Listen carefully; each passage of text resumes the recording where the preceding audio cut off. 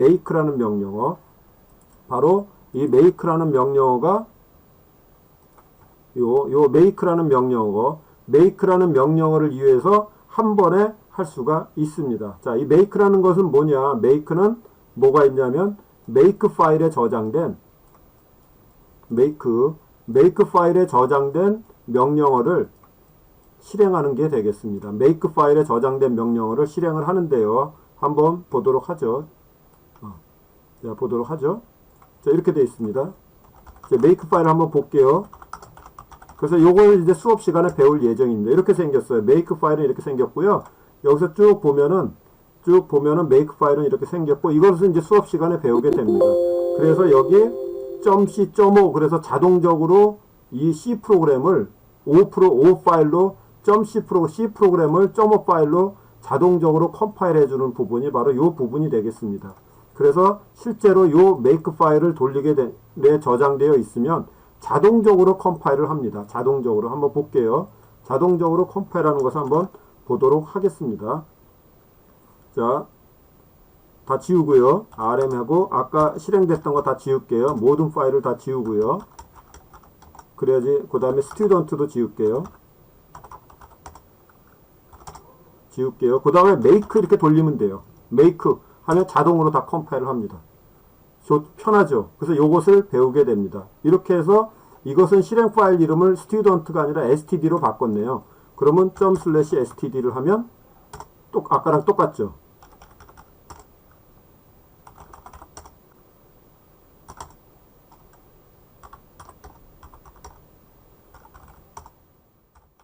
이렇게.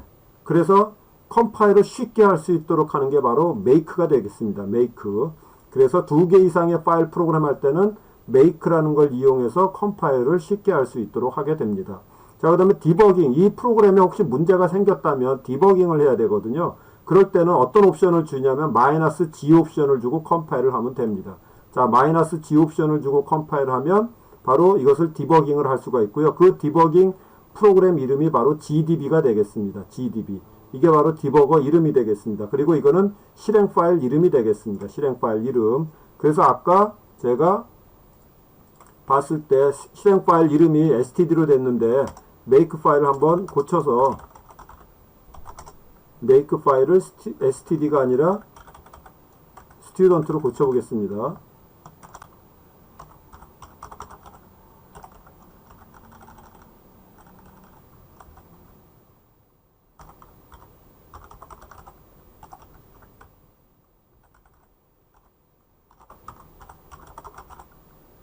됐죠?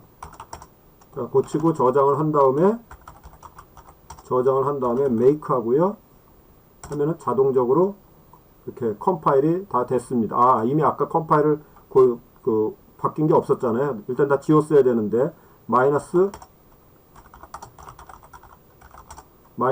옵션을 주도록 제가 여기 컴파일을 할 때 여기 보면 -C, -G 옵션이 있잖아요. 그래서 자동적으로 컴파일 할 때 -G 옵션을 줘야 됩니다. G 옵션.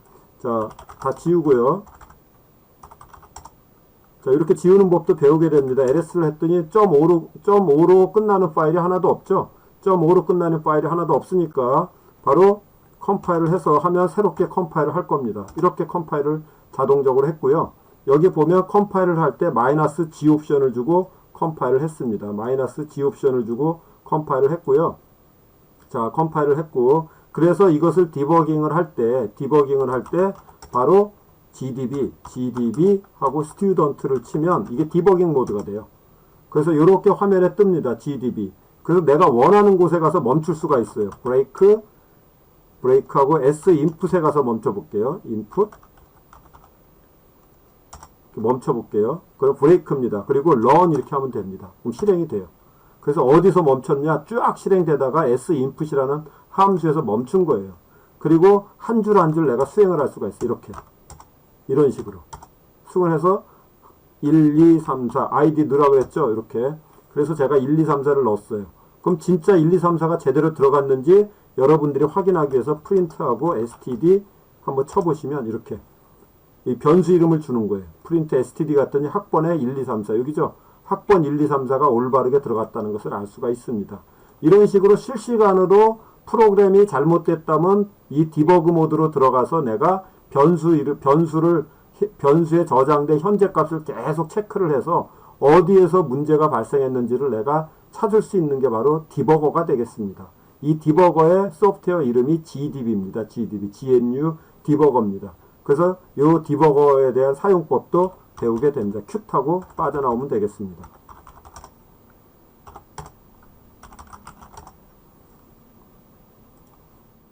또한 조금 아까 바로 제가 앞에서 파일 편집기를 이용해서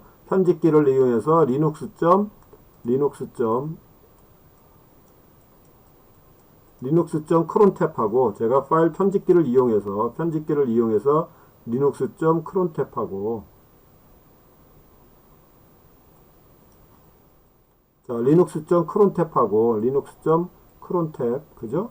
linuxcrontab하고 방금 make 파일을 제가 수정을 했잖아요. make 파일. 이 make 파일을 수정을 했는데 이 make 파일이 바로 수정할 때 명령 뭐라고 줬냐면 제가 그 앞에다가 vi라고 줬습니다. 이게 바로 문서 편집기입니다. 문서 편집기. 그래서 vi라는 것을 이용해서 vi하고 s main.c 이렇게 프로그램을 수정하는 겁니다. 그래서 내가 고칠 거 있으면 이렇게 이동하고 고치고 하는 게 바로 vi가 되겠습니다. 이 vi 문서 편집기에 대해서도 배우게 됩니다. 문서 편집기요. 그래서 굉장히 많은 기능. 왜냐하면 이 문서 편집기가 아래 한글과 같은 기능을 가지고 있기 때문에 그렇지만 그것을 마우스 없이 실행을 해야 되기 때문에 각각의 명령을 이해를 해야 됩니다. 파일을 어떤 단어를 삭제하거나 단어를 바꾸거나 어떤 내용을 입력을 하거나 그 다음에 저장하거나 찾기를 하거나 찾기를 하고 특정 단어를 찾고 그 다음에 커서를 이동을 하고 그 다음에 어떤 그 단어를 삭제하고 줄을 삭제하고 어떤 내용을 입력하고 그리고 다 저장했으면 빠져나오고 저장하기 이런 것들을 배우는 게 바로 문서 편집기 vi가 되겠습니다. 자, 마지막으로 관리자 모드입니다. 간단하게는 아마 관리자가 되었을 때 꼭 알아야 할 기본적인 명령어만 배우게 됩니다. 관리자 모드는 처음으로 첫 번째는 파일 시스템에 관련된 겁니다. 파일 시스템. 자, 보도록 하죠. 그래서 내가 파일 시스템에서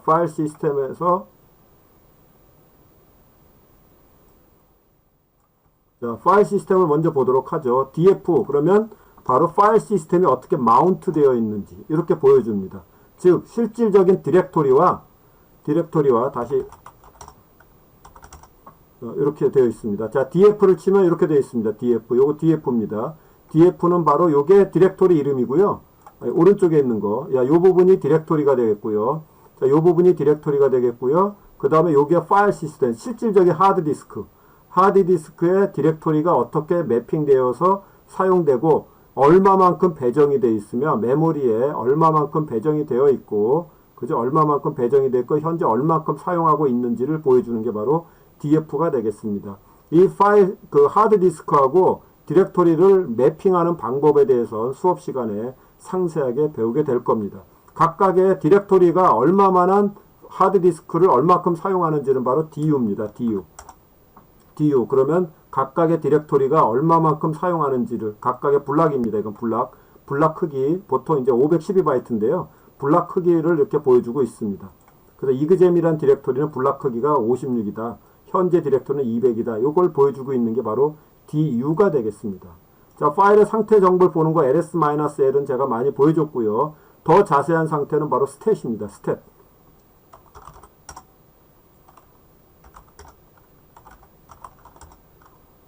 자, 볼게요. 스탯하고요. 스탯하고 linux.crontab 이렇게 볼게요.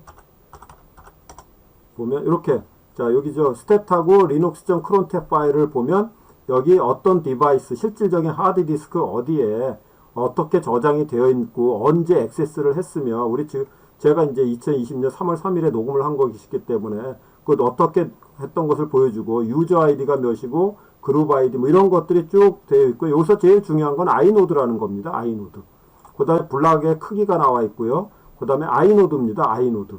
430, 12, 6654 요 아이노드를 배우게 됩니다. 아이노드. 그래서 리눅스에서는 모든 실질적인 이 하드디스크, 리눅스에서는 하드디스크가 이렇게 있다면 이 하드디스크를 관리를 해야 되잖아요. 이 관리를 할 때 뭘 관리를 하냐면 여기에 이렇게 해서 여기에 iNode라는 테이블이 있습니다. iNode라는 테이블이 있어서 이 하드디스크의 각각의 디렉토리와 파일이 어디에 위치되어 있고 각각의 그 속성들 있죠. 속성. 소유자가 누구고 최종 수정 날짜가 언제고 뭐 그런 것들 있잖아요. 그런 것들을 관리하는 테이블이 바로 iNode입니다. iNode.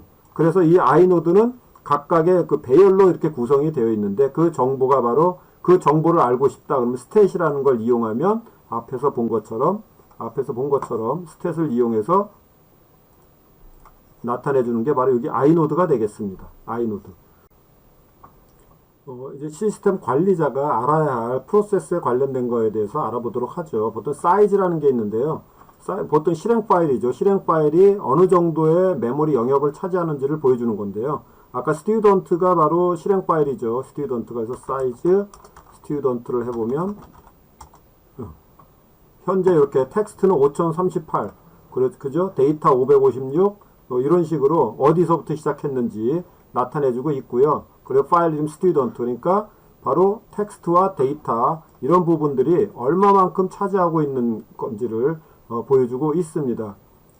이게 이제 사이즈라는 명령어가 되겠고요. 그 다음에 그 ps 추리라는 명령은 뒤에서 이제 다시 볼 텐데요. 이렇게 ps 추리를 치시면 이렇게 추리처럼 쫙 나옵니다. 그래서 최초에 어디서부터 이 프로세스가 생성됐는지를 나타내 주는데 바로 처음에는 시스템 D라는 프로세스가 모뎀 매니저라는 이 프로세스를 그 실행을 시키는 거예요. 그러니까 이거를 이제 보통 이제 이 시스템 D 프로세스를 페어런트 프로세스, 그 다음에 모뎀 매니저 입장에서는 시스템 D가 페어런트 프로세스가 되고 시스템 D 입장에서는 이 모뎀 매니저라는 프로세스가 차일드 프로세스가 되는 겁니다. 그러니까 부모와 자식 간의 관계를 나타내 주는데 바로 처음부터 모든 프로세스가 생성되지는 않습니다. 뒤에서 이제 보여드리겠지만 뒤에서 이제 설명드리겠지만 한번 먼저 설명드려볼까요? 바로 부팅을 할 때 여기 부팅을 할 때 여러분들이 컴퓨터의 파워를 온 시키잖아요. 그러면 파워 온 시키면 롬 바이오스가 이제 동작을 하죠. 그래서 특정 부분의 롬 바이오스는 지워지지 않는 거잖아요. 그래서 롬 바이오스가 각각의 디바이스들이 올바르게 동작하는지를 일단 검사를 해요. 검사를 한 다음에 올바르게 되어 있으면 제일 먼저 스와퍼라는 이 프로세스를 생성을 합니다. 그럼 스와퍼 프로세스는 각각에 대해서 CPU, 메모리 이런 것들이 다시 한번 올바르게 동작하는지를 확인을 하고 스와퍼 프로세스가 바로 시스템 D 프로세스를 생성을 합니다. 그래서 스와퍼는 시스템 D 프로세스가 자식 프로세스가 되는 것이고 시스템 D 프로세스는 스와퍼가 페어런트 프로세스, 부모 프로세스가 되는 거예요. 그래서 이 프로세스의 번호는 0번입니다. 스와퍼는. 시스템 D 프로세스는 1번이 되고요. 그 다음에 시스템 K 스레드 프로세스는 시스템에 관련된 프로세스들을 생성을 하는데 이 프로세스 번호는 2번입니다. 그리고 SSHD, 로긴, 배시 이 순서대로 프로세스를 이렇게 생성을 하게 되는데 SSHD 프로세스는 바로 리모트에서 로gin하면 지금 제가 이제 이거 보여주잖아요. Qt라는 걸 이용해서 여러분들한테 원격으로 이거 보여주잖아요. 원격으로 제가 이게 SSHD 프로세스가 이제 이것을 담당하고 있는 겁니다. 그래서 이 SSHD 프로세스가 로긴 프로세스를 생성을 하면 제가 아이디 패스워드를 치잖아요. 그러면 로긴 프로세스는 아이디하고 패스워드가 올바르면 바로 배시, 우리 쉘에 대해서 배웠죠. 리눅스 쉘. 그래서 명령어를 해석할 수 있는 쉘 프로세스를 생성을 합니다. 이런 식으로 생성을 하고요. 그래서 이 자식과 부모 관계를 보면 시스템 D 프로세스가 SSHD 프로세스의 이 프로세스의 아버지, 양친이라는 걸 알 수가 있고 로그인 프로세스의 부모는 SSHD고 배시의 부모는 로긴이 됩니다. 그래서 최종 배시가 이렇게 생성이 되는데 각각의 프로세스의 관계를 나타내는 것이 바로 앞에서 말씀드린 PS 추리가 되겠습니다. PS 추리. 자, 그래서 PS 추리라는 명령을 주면 이렇게 어떤 식으로 생성이 됐는지를 이렇게 어떤 관계를 가지고 있는지를 보여주고 있습니다. 현재 로그인한 사용자를 모두 자세하게 보고 싶은, 일반적으로 보는 건 후잖아요. 후인데요. 이걸 좀 더 자세하게 보고 싶으면 W입니다. 이렇게 W. W를 치면 ID가 나오고요. 어느 터미널로 들어왔는지 나오고, 어떤 컴퓨터에서 들어왔는지 IP 주소가 나오고, 얼만큼 사용했는지를 보여주는 게 바로 W가 되겠습니다. 그 다음에 로그인한 모든 프로세스의 상태를 보는 거는 훨씬 더 자세하게 보는 거 PS-EF 옵션이. PS 하면은 앞에서 알려드렸는데 현재 개인의 프로세스에, 개인이 생성한 실행 중인 프로세스를 보여주고요. 시스템 전체 프로세스는 -EF라는 옵션을 주면 전체 프로세스를 보여줍니다. 이것을 화면 단위로 보고 싶으면 -EF하고 이렇게 바를 누르고요. 모아를 치시면 화면 단위로 볼 수가 있습니다. 이걸 파이프라고 합니다. 파이프. 이런 식으로. 이게 이제 프로세스 관리할 기본적인 내용이 되겠습니다. 자, 이제 마지막으로 관리자 모드에서 시스템을 관리할 때 사용해야 할 기본적인 명령어에 대해서 알아보도록 하겠습니다.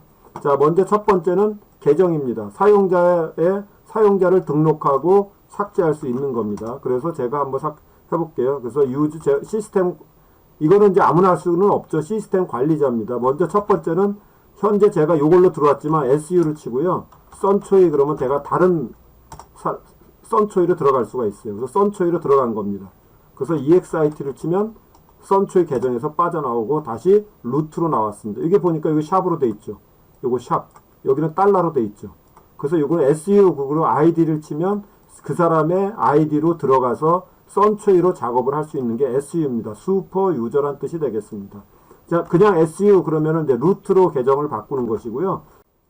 새로운 사용자를 한번 추가해 보도록 하겠습니다. 명령어는 유저애드입니다. 유저애드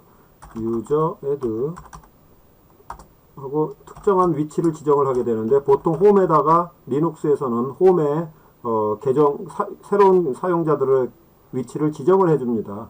왜냐하면 여러 사람이 사용하는 것이기 때문에 그 위치를 떠나지 못하도록 특정 위치를 지정을 해줍니다. 홈 밑에 아이디하고 그 파일, 그 폴더, 디렉토리의 위치를 동일하게 줘야 되겠죠. 리눅스 게스트로 줘볼게요. GUEST. 그리고 아이디도 리눅스 GUEST. 이렇게 주면 이렇게 새로운 사용자가 등록이 된 거예요.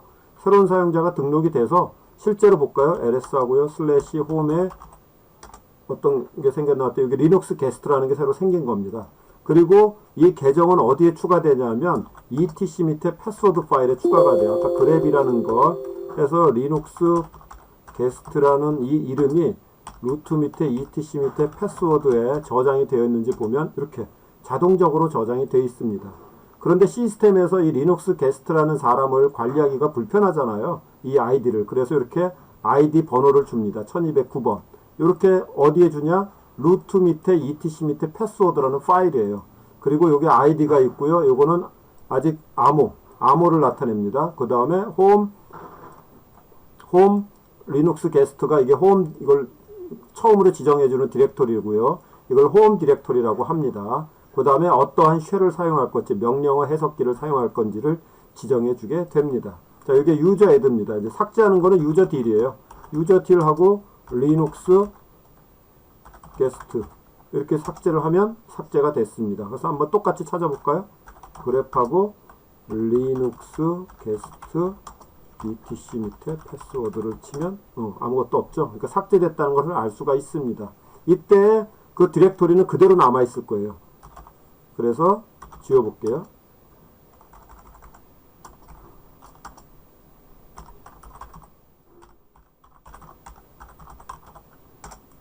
그러면 이렇게 지울 거냐고 물어보고요.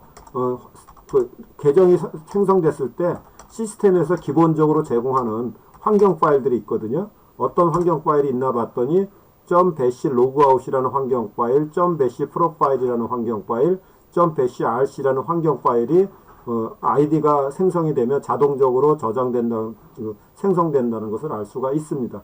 그룹을 추가할 수 있고 그룹을 삭제할 수가 있습니다. 자, 부팅 과정에 대해서는 아까 설명을 드렸고요. 그리고 내가 부팅을 할 때 이게 싱글 모드로 부팅할 거냐, 그러니까 혼자서만 사용할 거냐, 아니면 여러 사람이 사용할 거냐에 따라서 부팅에 관련된 레벨을 줄 수가 있는데 그거를 뭐라고 얘기하냐면 런 레벨이라고 합니다. 런 레벨. 그래서 다중 사용자는 보통 이제 볼게요. 그래서 그걸 알 수 있는 게 런 레벨이라는 명령어가 되겠습니다. 자, 런 레벨 이렇게 쳐볼게요. 그러면 5잖아요. 5. 이거 런 레벨 5면 이건 다중 사용자예요. 다중 사용자로 부팅하겠다. 그런 뜻이 되겠습니다. 0번부터 6번까지가 있습니다. 0번부터 6번까지가 있고요. 그 다음에 현재 프로세스에 대해서 좀 더 알 수 있는 거는 ps-ef부지만 이렇게 탑이라는 거를 치면 훨씬 더 상세하게 현재의 프로세스에 대한 상태를 어느 정도 CPU를 점유를 하고 있고 CPU를 얼마만큼 점유하고 있고 메모리를 얼마만큼 사용하고 있고 이런 것들을 보여주고 있습니다. CPU, 메모리. 우리 그 윈도우즈에서 작업 관리자를 치면 CPU 얼마 사용하고 있고 메모리 얼마 사용하고 있고 나오잖아요. 그걸 볼 수 있는 명령어가 바로 TOP가 되겠습니다. TOP. 이건 실시간으로 보여주는 걸 알 수가 있죠. 자, 컨트롤 C를 쳐서 프로그램을 죽였고요. 자, 그 다음에 각각의 그 부팅 관련된 정보를 알 수 있는 명령어가 시스템 D 명령어가 되겠습니다. 시스템 D 명령어가 되겠는데요.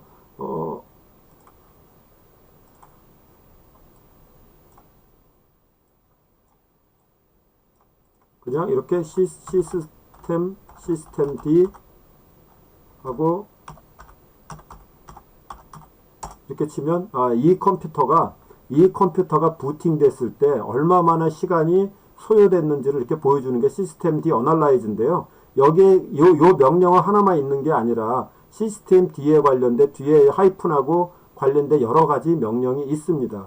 그 다음에 좀 더 자세하게 알고 싶으면 저널 컨트롤이라 이거죠. 저널 CTL을 치면 훨씬 더 상세하게 시스템이 부팅 갈 때 어느 정도 어떻게 부팅이 되어 있는지를 상세하게 보여주는 거는 바로 요 저널 컨트롤이 되겠습니다. 자, 이런 식으로 시스템 관련된 명령, 호스트 이름을 바꿀 수도 있고요. 그 다음에 이제 각각의 런 레벨에 따라서 아까 부팅할 때 싱글 모드냐, 멀티 유저냐 이런 걸로 부팅을 하게 되는데 그 다음에 OS도 싱글 부팅인 OS냐, 멀티 OS냐 이런 식으로 이제 부팅을 하게 되거든요. 이런 것들의 각각의 부팅 레벨에 따라 서비스를 지정을 할 수가 있는데 그것을 조금 더 편의할 수 있는 게 NTSys5라는 걸 쳐보면 이렇게 화면에 이렇게 떠요. 그래서 내가 이렇게 탭으로 가서 각각의 필요한 거를 세팅을 하면 부팅할 때 이것들을 이 서비스를 실행시킬 수 있는 겁니다. 실행시킬 수 있는 거예요. 그래서 이렇게 가서 치면 여기 NTSys가 되겠고요. 그 다음에 컴퓨터 이제 컴퓨터를 다운하는 거는 셧다운이라는 명령어입니다. 그리고 컴퓨터를 리부팅하는 걸 리붓이라는 이 명령이 되겠습니다. 서비스를 제어하는 명령어로 시스템 CTL이라는 명령어가 있습니다. 시스템 CTL. 그래서 시스템 CTL이라는 명령을 한번 보면 이렇게 시스템 CTL이라는 명령어를 보면 각각의 시스템이 어느 정도로 현재 각각의 어떤 서비스들이 현재 동작하고 있는지를 리스트업할 수가 있습니다. 서비스에 관련된 것들입니다. 서비스에 관련된 것들이 현재 이렇게 런닝되고 있는 것들이 어떻게 돼 있고 타겟은 이게 아까 런 레벨 같은 게 포함이 되고 있습니다. 이렇게 해서 어떤 서비스들이 현재 실행되고 있는지를 보여주고 있는 것이 굉장히 많은 서비스들이 실행되고 있죠. 뒤에 서비스가 다 붙어 있네요. 이렇게 보여주는 게 바로 시스템 CTL인데 이 시스템 CTL을 이용해서 내가 어떤 프로그램을 죽일 수도 있고 그러니까 서버 프로그램을 실행시킬 수도 있고 못하게 할 수도 있습니다. 가령 이런 것도 있다 이거죠.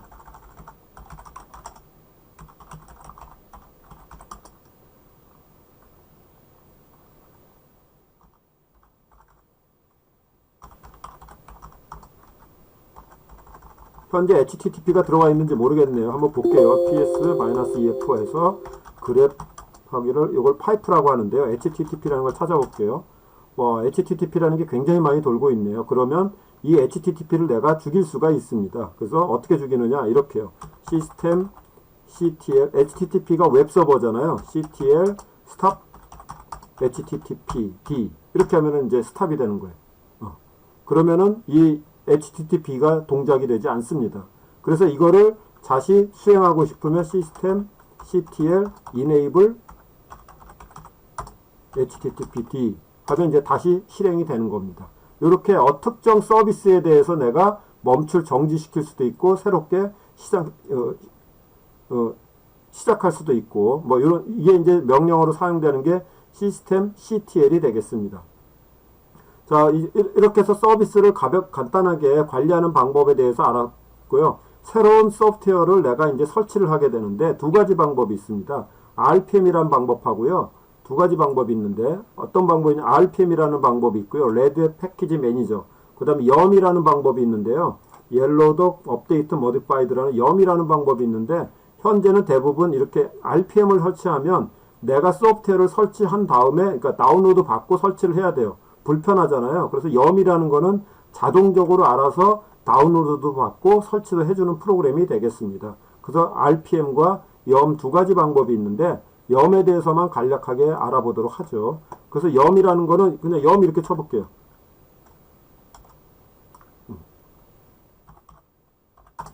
YUM하고 리스트 이렇게 치면 현재 이 컴퓨터에서 현재 어떤 프로그램이 실행되고 있고 깔려 있는지를 보여주는 게 YUM 리스트가 되겠습니다. 그래서 여기서 YUM 제가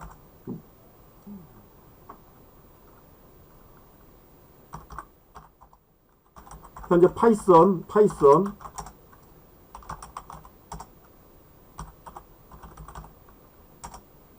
실행을 하면 파이썬 2.7.5가 실행되거든요. 근데 지금 파이썬은 3.0이 실행이 돼야 돼요.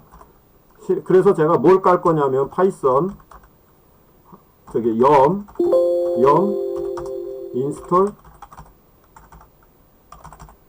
파이썬 3 이렇게 깔면 그냥 인스톨이 돼요.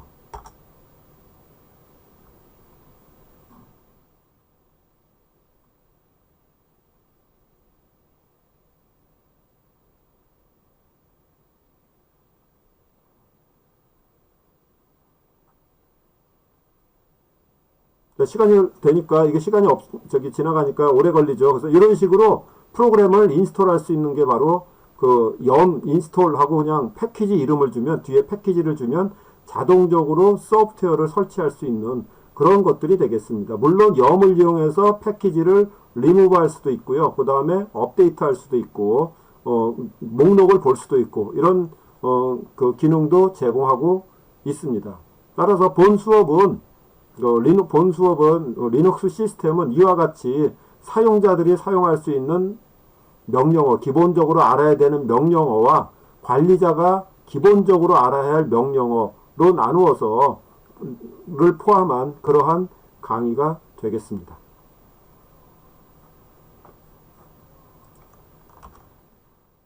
자, 파이썬 3가 올바르게 설치됐다고 제가 생각을 하겠습니다.